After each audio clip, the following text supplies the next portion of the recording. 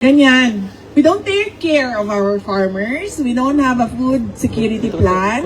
And it's already the midterm of this administration with no plans of doing plans, of creating plans, nothing. Puro drawing ang tanan. So, pag gira na, wa man tay labot no, sa gira sa China o sa Amerika, pag nag-apil-apil man ta, bida-bida. Apil-apil man ta, pagira na, ang pinakaunang mawalaan na, pagkaon man. Diba? Unsaon na lang, nga. Pas mo. Pas mo. Diba? Mga pangat, pas mo.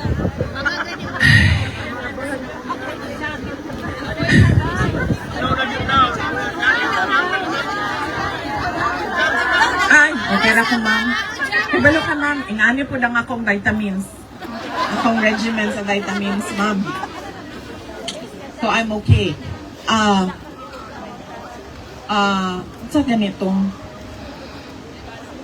ato ganing gipalit nato sa Hague. Uy, ako ra ba'y nipalit ato? Basta for memory and concentration, curcumin and unsa ganin ng ginger, ma'am, kanang isa. Turmeric. Yes, that one. And then the other one is calcium, magnesium with vitamin K and vitamin D. 2 tablets a day. Ang turmeric, 1 tablet a day. And then calcium, magnesium, vitamin K and vitamin D, 2 tablets a day. And then hair, skin, and nails with collagen, 4 tablets a day. Yes, ma'am.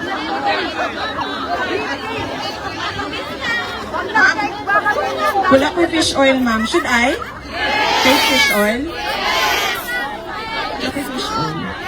EPA and DHA, no? Wala ko ano. Mahal nung ganda mo makor, ma'am. Uy? Mahal lang ang makor, pero sa si hair, skin, and nails, okay na, no? 3 tablets, 4 tablets a day. Wala ko fish oil. And then, so ka na, and then ako maintenance, ma'am. Kaya gusto ko makay kumukaon, no? I'm sure napansin na ninyo sa akong lawas. So kay kumukaon. So, uncontrolled na ako ang triglycerides. So, na ako'y 1 tablet, combined na siya. Rosuvastatin and fenofibrates. Combined, rosufen. High blood, ma'am, wala ko, ma'am. Kaya ka nang nag-practice yung ko o kuan, ma'am. Inner peace. Relax lang sa kanilay. Hindi na tinuod, eh. Gusto ko kanaan daw. Imagine ka, maglingkod ka lang sa flight, o niya pagkahuman ang imuhang kaatubang Tacloban, San Juanico Bridge. Asa inner peace ni mo, ano, eh?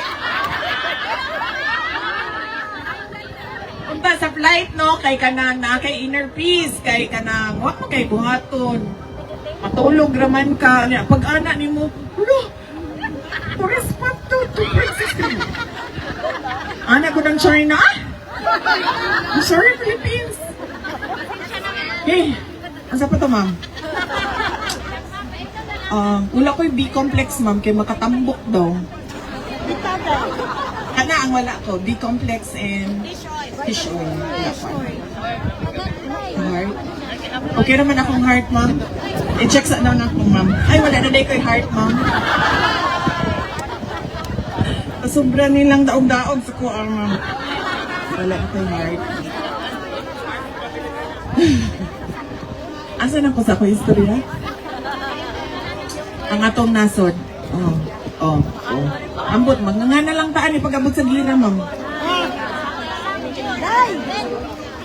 Problema natin, ang healthcare system natin, ang infrastructure development natin, ang food security natin, ang agriculture natin, ang education natin, yung apat na yan, ma'am, napakalaki ng pagbabago kung maayos natin yung apat na yan.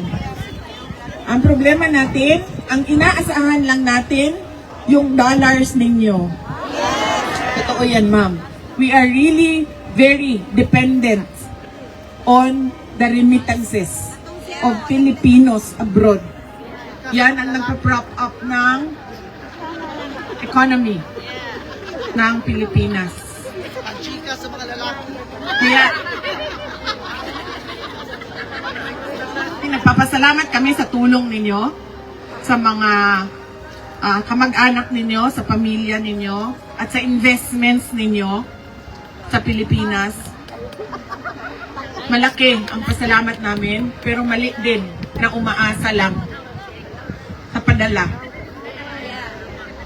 na ng Filipino community na dollars doon sa ating bansa. And we are not climate resilient at all. Wala tayong preparations for climate change na sigurado ako makakaapekto talaga ng malaki sa atin doon sa Pilipinas.